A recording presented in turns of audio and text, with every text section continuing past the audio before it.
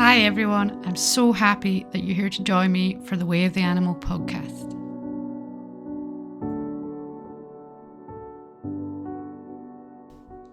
Well, this is episode 52 and we just reached the milestone of 21st of March 2024 was when I first put out the podcast, so we're actually just reaching that year mark. And up until when we lost Bria, we were actually keeping it really every week and keeping up with it. But that was a little bit harder to really find the momentum after that. And find the momentum and think about what to talk about. Yeah, I think because really, there's a lot going on when you're grieving, and it's just like, it's hard to think outside that bubble a little bit sometimes as well. And certainly for me, like, I don't want to put out podcasts that are just no depth, you know? Yeah, I know. I mean, we've been speaking about it because sometimes we struggle to think of a topic to talk about, something to talk about. And quite often it's easy because, you hear something or something makes you think and then you want to talk about it. And that's always been the case. But really the last couple of months, it's just been a little bit more challenging. And I think to ease that, we've decided we're just going to step it back to every 2 weeks putting out a podcast. Yeah.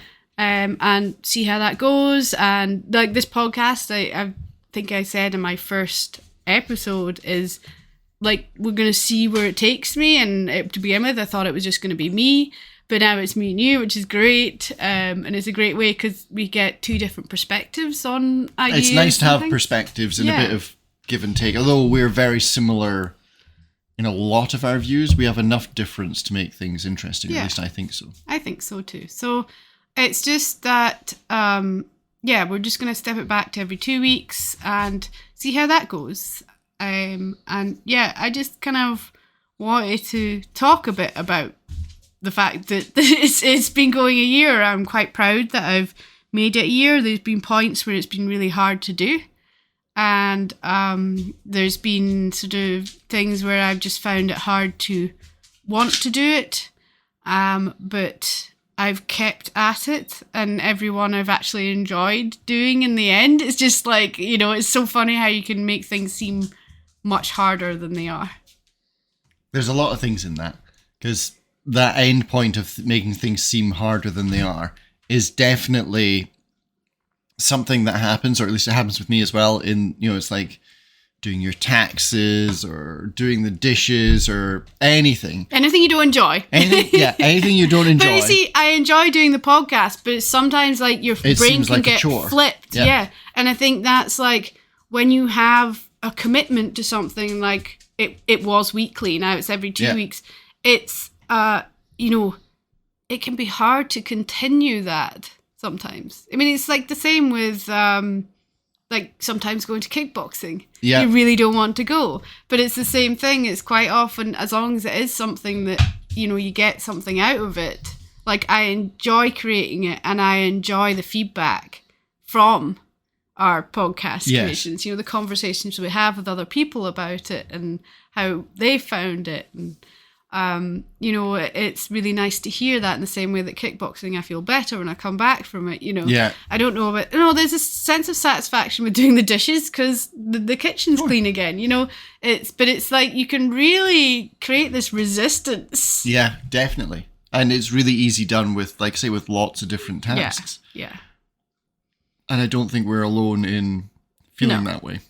And, a whole year on doing something like this is quite a lot. It's quite an achievement, and I'm proud of it. I'm a little bit disappointed that I didn't make the whole year without having a break, but there was no way that I could have recorded anything. And even the first one back was a real challenge to get through. But I think in doing that, it helped me to move forwards a little bit as well, because I had something to focus on and do. But even then, we've still been a bit spotty. It's been hard to do every week. Honestly, I don't know. And it's probably just the time of year or the way things are. It's just been hard to come up with an interesting conversation. But we don't need to have an interesting conversation. We just need to have a conversation. It always turns interesting because it's us. So it doesn't need to be interesting, does it? Like, I don't know why we get this idea that needs to be... I think any conversation is interesting. I think it's just good to have something to talk about. Yes. That's on our mind or is meaningful to us in that time or something that we thought about. Well, that's often the way that we come up with topics is, while I do have a rough list going, mostly we end up talking about what's going on at that point. Yeah. So what are we talking about today? Other than the fact that we've reached a year and sometimes we struggle not to know what to talk about. But I think one of the interesting topics for it is the dedication and the commitment to a task and that ability. And some people definitely have that ability better than others, but that, sticking with it sort of ability. And it's very easy. Like, I think there's that sort of thing where it's 60 days and you start rewiring your brain to do it or something like that, I'm one who can be pretty dedicated considering I have my photo a day journal. Yeah, that's impressive. I've been doing since 2014. That's a photo a day since 2014. It's like 3,700 and something photos that I've done that I've kept going. Yeah. Sometimes I found it hard and sometimes I've wanted to give it up, but it's nice when you get to that level. Yeah. Because then there's so much more weight to giving up. Yeah. But like in the first 20. Oh God, yeah. It's like anyone who starts anything where it's like something that helps themselves, like if you're doing journaling or meditation or things like that. I'm not looking at you, Alastair. You have that enthusiasm. Yeah, I'm going to do it. And then, it's really easy to just stop. Yeah. In the first wee while. Like, definitely. Really ridiculously easy. It's really easy to convince yourself that you don't need to do it. That it's okay to miss a couple. But I think once you start missing them, that's where you lose the momentum. And then it's like the podcast, that's what I was kind of starting to get a bit worried about. Is like, we need to decide what's happening here because we missed 2, which was fine. We got back into it, did 2 weeks in a row. And then actually I put one out late. It wasn't on the Thursday. It came out on the Sunday, I think. We recorded on the Sunday and I immediately edited it and put it out. And just then, I felt like it was starting to fall apart. And at that stage, we needed to decide, right, are we rededicating our time to this? Yes. And how are we going to do it in a way that works for us? And that's why we're going to start this year's podcast, this season. I don't know. They have seasons on Spotify. On podcasts, where it's like season 1, season 2. Okay, yeah. So I don't know. Is this season 2? We'll call it season 2. I don't know if much is changing. We'll see. But every 2 weeks until we settle back into a groove, and maybe we'll stop popping in ones every week again. Who knows? Who knows how it'll go? I mean, especially as it comes into a busier time of year for you on the ranch. But funnily enough, we managed it before, so last year very true, you did it, no bother. So that's about your dedication and what your priorities are and things as well. Yeah, isn't it? It is an interesting one about dedication. And for me, yes, journaling. I've tried it numerous times and I've never stuck with it. I think sometimes you have to find something, the way it works for you. Yeah. And it takes trial and error. Yeah. It's what I find is when I go to journaling specifically, I feel like I'm having to try and create something to write. And I don't necessarily feel like I'm benefiting. It feels like a chore. It feels like, I have to think about something to write and I don't know what to write. Now, if you asked me to write a really bare bones short story every morning, like I could probably do that and would enjoy that. We'll do that. But why not do that? There's no reason not to do that. Exactly. Do that. A lot of it, we're just kind of going into segue here. I do have a dedicated, people call it routine, ritual. Mm-hmm. Actually, the best word that has come to me recently for it is devotion. Okay. And it's a devotion to me. Yeah. So I have this time in the morning that's devoted to me. Yeah. So I will always meditate first thing in the morning, because that's when you're most lucid. You got your theta brainwaves going. And actually, I was just listening to something the other day where when you first wake up and, they say go pee and then do your meditation, because that's the perfect time to do it.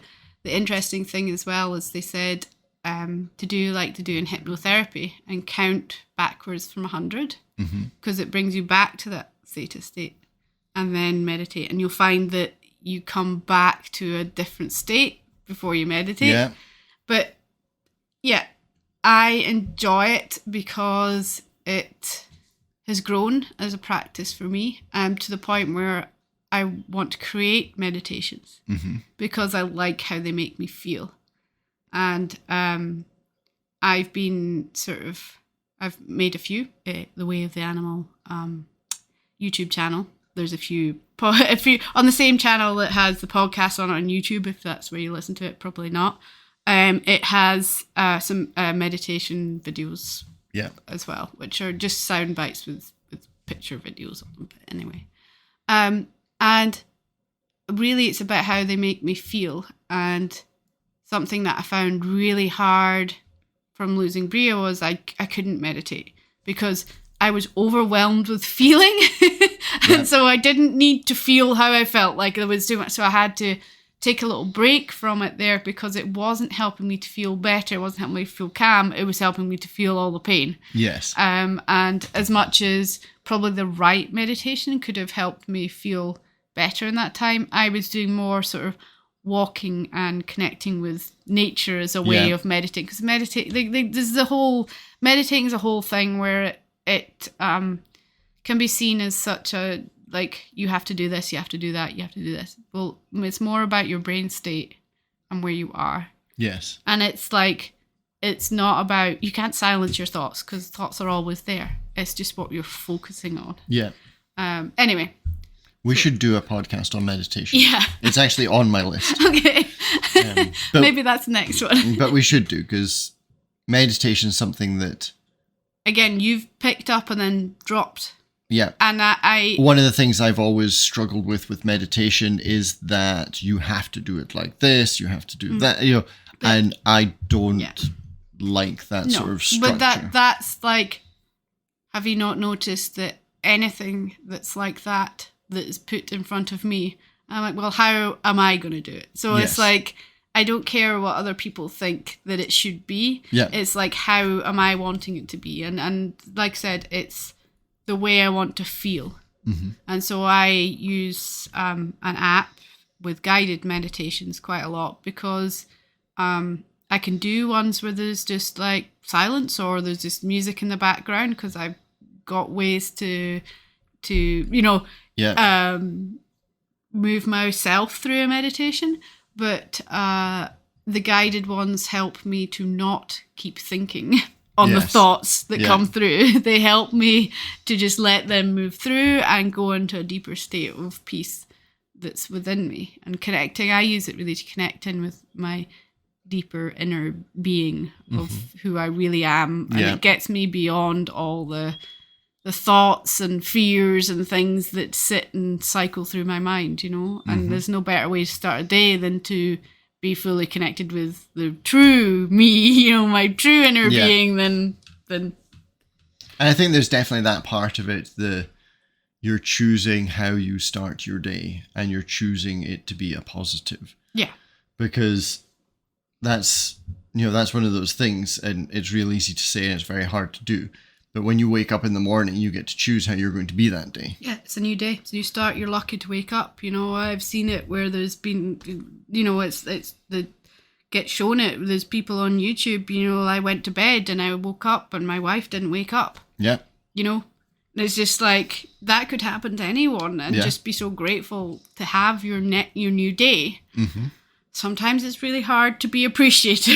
It's another day. Sometimes you haven't slept well, and you're grumpy. You're in a funk, But that's where, like, I find meditation, it doesn't take me all the way to pure happiness, I have to say, but it can shed a bit of that over-dramatized feeling of the way it is over-dramatized. Like, it is. It's just like, it's nonsense, but we do like to focus and build on it. You know? Sometimes it's just nice to be grumpy. I know. I was talking with my friend about this the other day. It's like, I'm just grumpy. He's like, me too. But I'm just like, trying to work beyond the grump. Yeah, me too, because it's just no need to be grumpy. I know, but damn, I'm grumpy, you know? It's just like... Sometimes I'm just content to be grumpy. But it's like we were talking about it. Sometimes you can just end up wallowing. Yes. You know, in your own self-pity. And really, when you're in that state, the only person that can save you is yourself. So you have to do something to help yourself. And really... that's the stage where if you have your devotions or whatever you do that you usually do to help yourself, you convince yourself there's no point in doing them. Yes. Yeah. And then, so that's commitment and something you commit to. What, just thinking about the sort of reviewing of the podcast. Yep. What made you want to start a podcast? It's, one of my struggles has always been getting clients for my business. And I think that what I do with energy healing and connecting from a distance and sort of doing things that almost seem magical and mystical. Yep. As the girl I helped the other day, she's like, that witchy stuff, it worked, you know.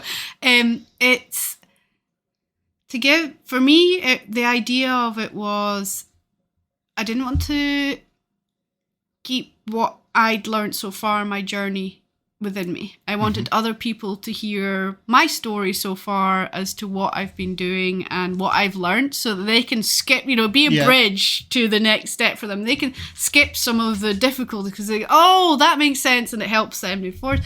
And the other thing is I wanted people to get to know who I was. Yes. If they were that interested in who I was and what I do, they can find out more about what I've learned and who I am through the podcast, because I am strangely extremely raw and real when I talk to a microphone or anything like that. It's harder for me to open up to other people. I think with you here, it helps me to just be who I am. But I don't know if I'm that honest or super authentic with other people, but apparently the podcast can just be myself because no one else out there. Yeah, exactly. Okay, that's an interesting. It's an interesting way and reason for, but it's like I didn't want it to be a bit dark. I didn't want to die with my story still in me. Yeah. And it was my way of putting parts of my story, like writing the book that has stalled again. I don't want to talk about it. Yeah, how's that going? It was great. I'm dedicated to it, honest. That's that thing. It's like, again, I feel like I've had a journey, yes. And there's a story within me of my journey. And if my life has something that can help other people through any struggles that they've had in their life, or, it's like just giving that relatability so you don't feel alone in your struggles, understanding that other people have the same difficulties or similar, and then also seeing that there is ways you can help yourself or interesting things to think about or different things that cause you to feel the way you feel. I don't know. There's a lot in there to unpack. But there is. That's interesting. And the bit for me, the touching on the people feeling like they're not alone, like that, for me, for the way I grew up, for the things I've been through, that's a big one for me, is that not wanting people to feel like they're alone. Definitely. That's not a nice place to be when you think that you're the only one and no one else understands and there's no one else you can speak to. It's a horrible place to be. Yeah. And it happens constantly to me, even though I'm surrounded by people. It's very easy to convince yourself you're alone in your struggles because they're your struggles, but there's other people going through really similar circumstances. I mean, I talk again with my friend who, obviously I've been grieving, and she's actually been grieving too, and she's had other things going on, and we did that thing where neither of us wanted to bother each other with how we were feeling because we both knew we were feeling like crap. And then we eventually like had a little, hey, you know, I don't even know how it started, but we started talking and it was just like, oh, I didn't realize you were so bad. No, I didn't realize. I just didn't want to look at us both doing the same thing. But, you know, it was just I'll give you your space. Yeah, it's like, God. And it's repeated. That's happened before, but it's so easy to convince yourself that no one wants to hear your story and no one wants to help you and that you're a burden to them because you feel like crap and you don't want to share it. It's a hard thing, though. It is. Because, you know, when someone's struggling and you recognize that and go over to them and say, is everything okay?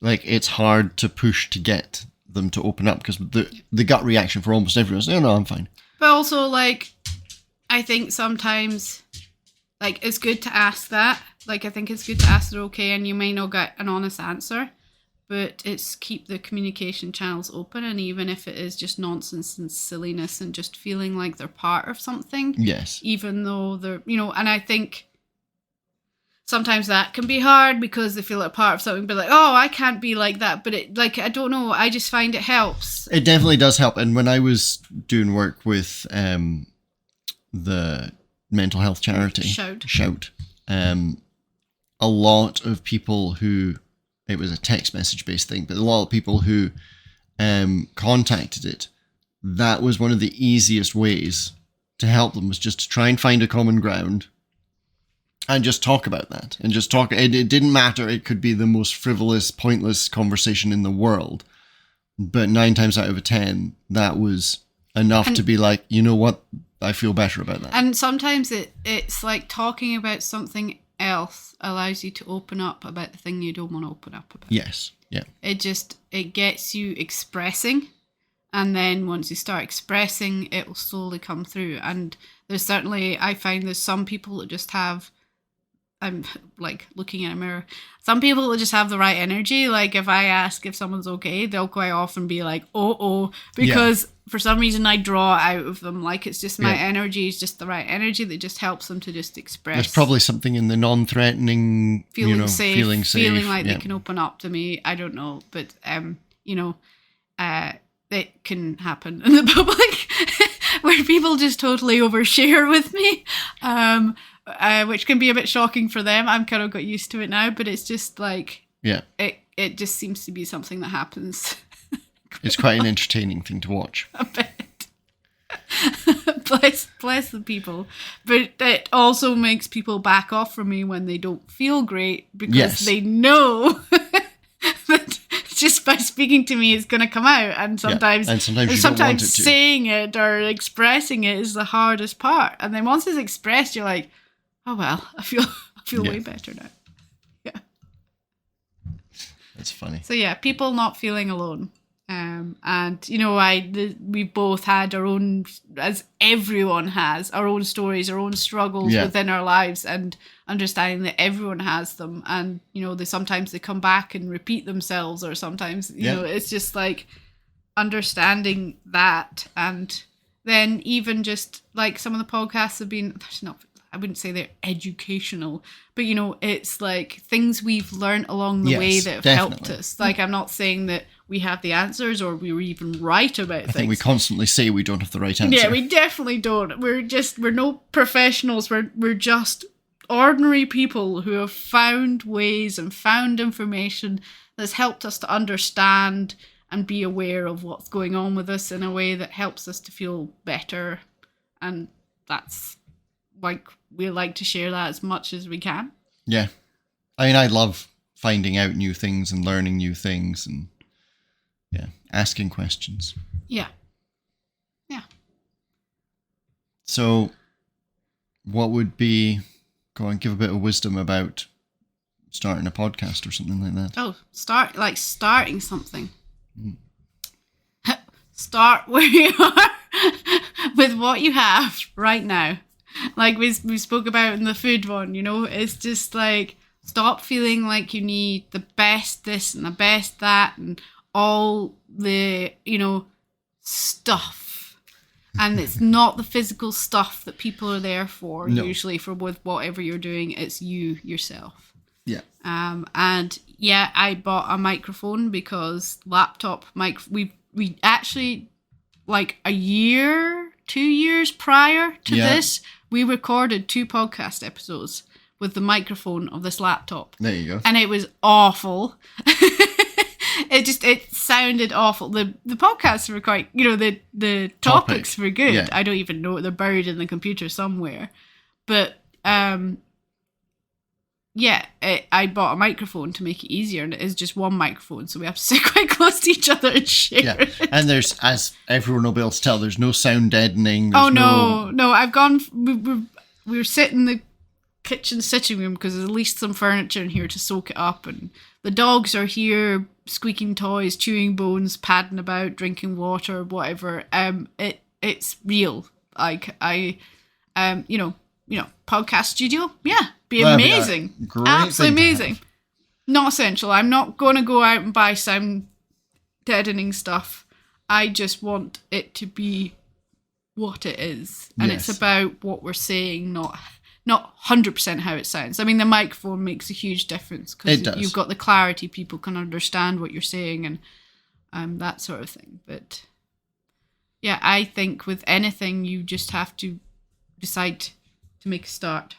Yeah. And I think that can be the hardest part. And then you've got the dedication and the commitment to keep it going. Yeah. So we've already had a false start a couple of years ago. Yes. And it was like we recorded a couple I was kind of excited about, and then I never dedicated and committed. Yeah. And, this time I bought into the software thing, website thing, where it'll share it between multiple podcast platforms for me. So I pay to do that, but it's still a completely free service for everyone else to listen to. Yeah. But that's a form of commitment. Yeah. Totally. It's like, I'm paying for this, so I'm committing to this. I'm committing to it now. Yeah.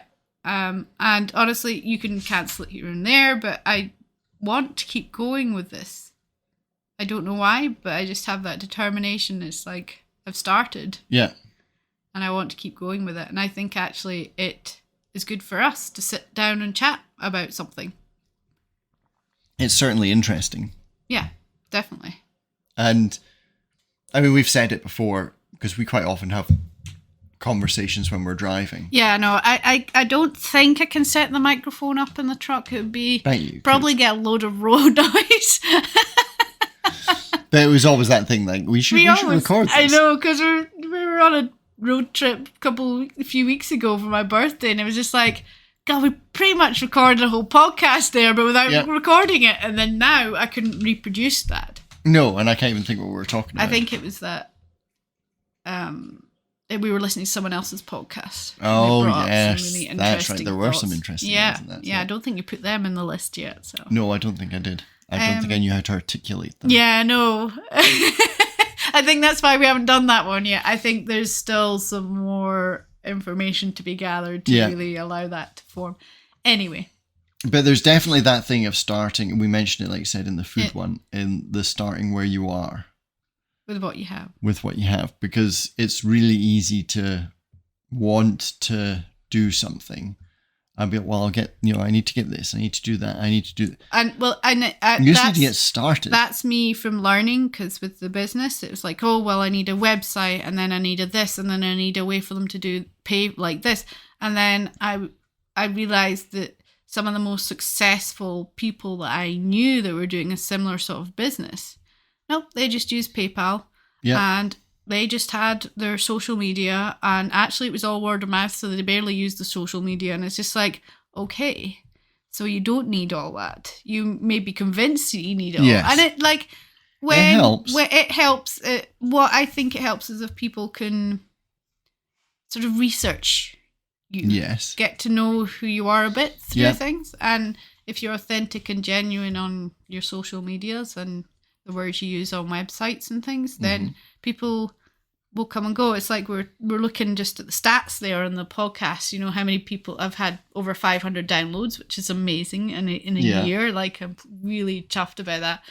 And it was interesting seeing which podcasts had so many downloads. What topics seem to caught people's attention and things. But I don't want to sit and look at those stats. The only reason I knew I had over 500 was I had an email from the place that does it. Well, I think that's the thing. And there's nothing wrong with it, but some people would start, say, a podcast with the intention of maximum audience, making it into a business. Audience, sponsorships, advertising, And that's what podcasts are about for some people, Yeah, that's it. It's like they but do it's definitely that. not the intention here. No, this is no. It's very much just is what it is.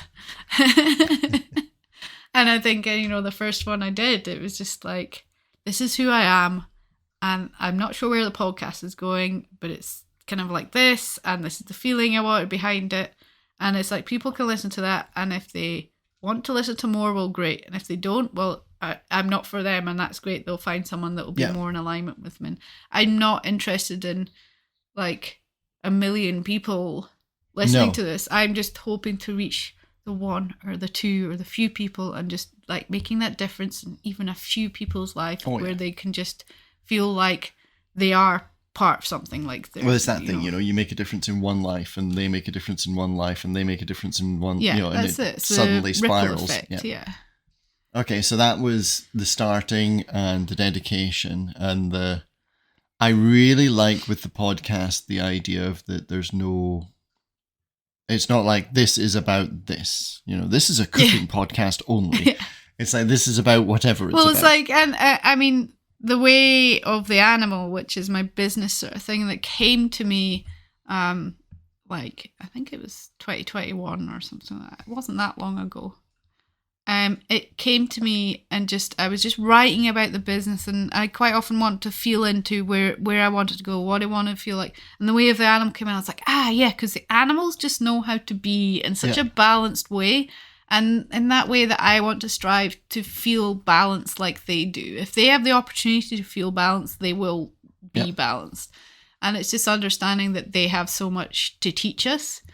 And then realizing that we have a lot to learn ourselves. And so the Way of the Animal was just like, it's about your way of being, and therefore it fitted really well with the podcast, because it's just talking about being human, being a human animal. Yes. And then the way that you can bring, I think I've got the connection, harmony and freedom into your life. Like, they're the things that are important to me. And I think they help us. And just, it was just like, that's why it seems like a random name for a podcast, and it's my business name, but it actually fits because it is just about being. Yes. It is very much just about being and experiences, and So, where do you want it to go in season 2? Season 2. I don't know. I have to admit, I haven't considered it. Because that's the best time to ask this question. I've had a really raw to rededicate myself to it, because I've lost a bit of the passion towards it. And where do I want to go? I want to have more interesting conversations and bring in other people as well. Yeah. But just more. I don't know. More. Yeah. Fair enough. I honestly, like you said, it was a good point to say, well, that's fine, but if I draw a blank, then... Well, it's one of the things for me is that I think what kind of pushed us towards the doing it every 2 weeks and kind of got us on a bit of a struggle bus was we were having some quite big topics. Yeah. And that's great. But I feel like we could have some much less important topics, But then you spoke about how you enjoyed having the in-depth conversations. I really like having the in-depth conversations. But the ridiculous thing is we didn't really have a topic for this one. And, we've already spoken for a length of time about nothing, but it's everything. Yes, that's it. So I think sometimes we just need to turn on the mic and just be like, I don't know what the topic is. Well, I had this thought about this, and then boom, here it's we like, go. like talking about the garden, Yeah. talking about, this or that. Yeah, just I think bringing our lives into it, because it helps people to see, like talking about the garden when you planted 32 sowed 32 tomato seeds, and they're No, I think alive you killed and- one of them when you reposted. Okay, I accidentally killed one of them. She says accidentally. So now there's 31, and I said to you, where are we going to put them? You're like, I don't know. Outside. Outside. Oh, great. I don't think we have enough garden space for all of them. There's plenty of garden space. It's fine, because I may have planted a lot of peppers, because they said, it's 80%. Yeah. Well, that's I always plant seeds like that. I always too. plant them in half of these aren't. Then going I to- was like, well, these ones, they're just, they were planted at the same time. They haven't germinated as fast. They're not as strong as the others. We should just not pot them on. You're like, but I don't want to waste them. Like, yeah, but come on. Yeah, That's there's why something you feels do so something. wrong about they've managed to sprout and they've managed to get going. Just about. Not good enough. But and we were just talking, and then we're like, it's so like us. We always root for the underdog. The weaklings, the ones that really struggle, we will strive to help them. And you have to fight for them the whole time. And it's stupid. it's not stupid. When it came to the animals, it wasn't stupid. No, it wasn't. But we did it a lot. Yeah. It's very draining doing something like that, but it's rewarding when it works out. It is like soul destroying when it doesn't. But you've got to give them a chance, I suppose. Well, once we get into calving, we can have a podcast on livestock. Oh no.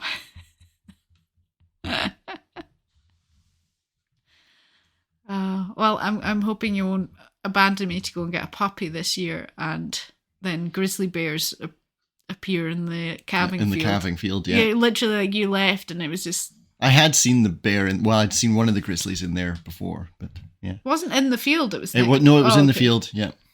Because I thought it was a cow to start with, like, but not they're two. big, not two, not the two together. No, that stood up on his hind legs, like, "Hi, yeah, I'm in your calving field." Yeah. yeah, all kinds of excitement. Yeah, so you can help us through the dramas of the 31 tomato plants I've got to find room for in the garden. And then maybe someday with my sourdough journey, I'll be able to make a loaf that isn't like the About a Boy duck killing loaf. For anyone who's not seen that, that's a really weird reference. I know, but then also the ridiculous thing is, that's an old film. Well, we're not getting into that. Yeah, so there'll be a lot of people that haven't seen About a Boy. But yeah, you could do a podcast on sourdough because it's been a journey so far. That was loaf 5, and that was worse yet. Like, you've made negative progress. I went up on the curve, and then I plummeted back down to the very bottom. I'm learning, though. I know why, I think. Do you? Yeah, but I can't. So the next loaf is going to be great. I'm honestly afraid to start the next loaf because I just don't think I can take another video. Wait, we talked about this in the podcast. The dedication and the commitment. Yeah, it's a thing. It really is. But it's like that. It's that learning curve when you're learning something and trying something and starting something new. It's when things don't go as you expect them to. That is the hard point, yeah. Staying dedicated to go through the whole process. And, I am committed because I actually really like the taste. And we've actually eaten all of them. Yes. Even though... Even the one that looked like a hockey puck. A giant one. A giant hockey puck. And it was great for cheese on toast. You could have cut it horizontally. I honestly struggle to cut it. That's the hardest part. You're lucky if you get a slice of it. I do think there's a bit of social media and things that make that dedication harder. Because, like, people show you the success You don't often see the struggle. Well, actually, no, I've been seeing plenty of struggles. Okay, well, that's good. Because now, like, all my things are sourdough. Yeah. But even some of the people, like, I've not seen my hockey puck. It seems to be like everyone's... Okay, so you've not seen the struggle. Everyone's biggest struggles, like, are still amazing loaves compared to my hockey pucks. Do you think they do, like, the Blue Peter thing, and they put the loaf in the oven and then pull out a separate loaf? Here's one I made earlier. I don't know. Oh, it's really fascinating as a journey. But you know, sometimes halfway through, because it takes all day, if not a day and a night, depending on how you go through it. So it's a long process, and it's like if you mess up part of the process early on, you know. And I've seen people who have been like, yeah, I messed this up, but I still, you know, saved it. But I'm not educated enough in it yet to save it for the second bit. So. That's it. But you'll get there. I hope so. I think as well, like the sourdough starter being young. Yeah, that probably does do a thing. I mean, I'll only ever bake the stuff that doesn't need to rise. So flatbread, biscuits, you know, anything that doesn't actually need to do anything. Yep, I'm down for that. The sourdough waffles I did was really good. They were good, yeah. Yeah, and we've also got some sauerkraut fermenting now, so we'll see how that goes. Actually, that if you want full hilarity, neither of us have tried sauerkraut, so we could hate it. Yeah, we're going to discover. And we don't actually know what it should taste like, so I don't know how we're going to know if it's kind of right. So what do you think we're going to end up making it? This is really good sauerkraut, and then give it to someone to try, and they'll be like, "This isn't sauerkraut." Exactly. And then the next thing I'm really excited to do is a ginger bug. Yeah, that does sound fun. Sounds great. Where you feed, you grate ginger and sugar and water in a jar, and you feed it every day with ginger and sugar and water, for like a week or so, and then it's fermented, and then you can make your own sodas from it and stuff. So. With like, you can make your own herbal tea sodas with the ginger bug as the, part of it is the starter for it, basically, because it's fermented stuff. So yeah, I'm kind of excited about that. There you go. We'll need to do a cooking one as well at some point. God. As long as it's not a video. A live cooking podcast. We can just bash things around and say you're cooking. It'll be fine. Well, I'm one of those messy cookers. Really? I hadn't noticed. And then there's, what was it, that meme I shared with you? It's not the cooking everything from scratch. It's the dishes after that's the trouble. Well, that's it. Because there does seem to be that when you cook, you seem to try to use every single item in the kitchen. And all the work surfaces, including the table. So there's no room for anything. There's just dishes. Everything is everywhere and everything is dirty. All the cupboard doors are open. And yeah. Yeah, I don't understand how you have to use everything. I'm trying to be better at that. I am clean as I go, but I get distracted. Anyway, we digress. We definitely did. So yeah, topics we were just talking about. That's why we got onto that. We can talk Season about 2. our crazy journeys that we're on.